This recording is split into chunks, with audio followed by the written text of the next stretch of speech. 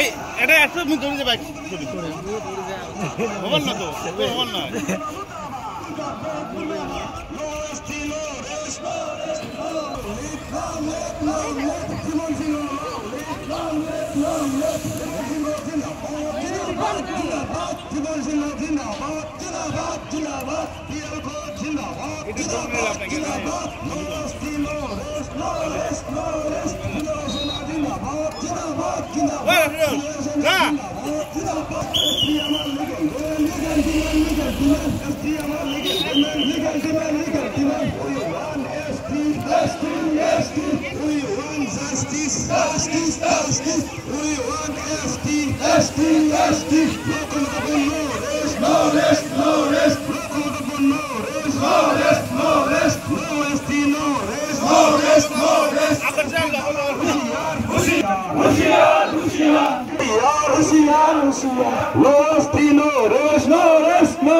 We want SD, SD, SD. We want SD, SD, SD. We want justice, justice, justice. Locomotive no rest, no rest, no rest. Locomotive no rest, no rest, no rest. SD আমার legal demand, legal, legal demand, legal demand. We want Komotabur, Komotabur, Komotabur. No SD, no rest, no rest, no rest. No SD, no rest, no rest, no rest. Wanda bisema high.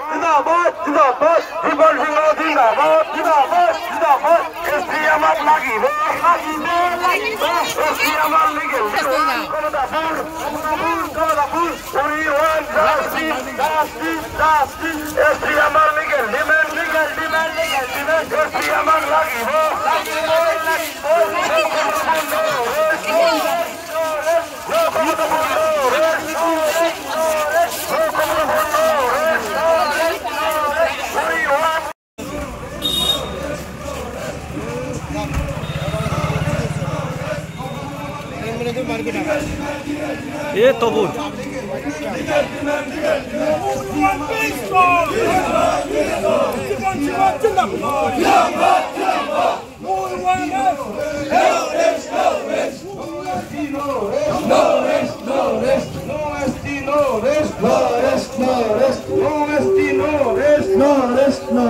We want justice, justice, justice. Demand, legal demand, legal demand. Legal demand, legal demand, legal demand. We want SD, SD, SD. No SD, no rest, no rest, no rest. No SD, no rest, no rest, no rest. We want justice, justice, justice. We want justice, justice, justice. India goes so long live, long live, long live. India goes so Zindabad, Zindabad, Zindabad. KLDC Zindabad, Zindabad, Zindabad. Kata puluh ini barang ini begini apa?